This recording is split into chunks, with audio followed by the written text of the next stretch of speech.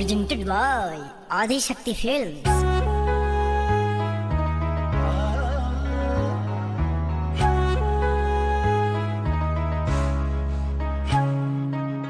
रिद्धि सिद्धि साथ लाई आई कोमल बिराजी माई बनिल के आरती दुआरी खड़ा बाटे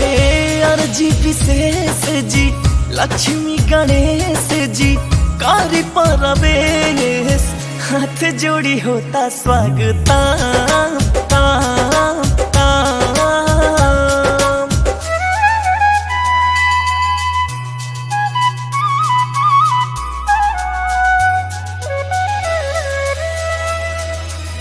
सुखी संसार करी जग उजियार जी देखे अन्न धान भर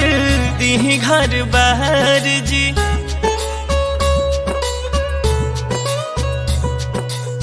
सुखी संसार करी जग उजियार जी देखे अन्न धान भर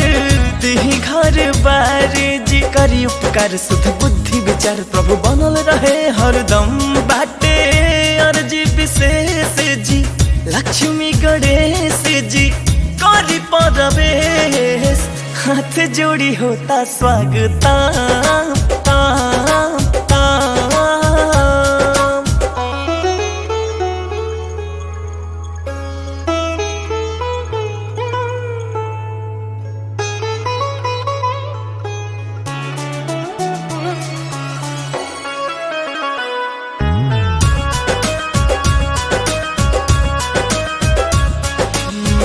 विघ्न विनेश करी नष्ट कलेश जी गौरी सुता है सुनी अंश महेश जी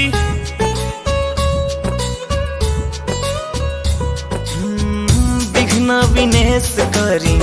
नष्ट कलेश जी गौरी सुता है सुनी अंश महेश जी माफ करी दुस कर जोरी असुतुस संगे संगे बयाकाश सरगम बाटे अर्जी विशेष जी लक्ष्मी गणेश जी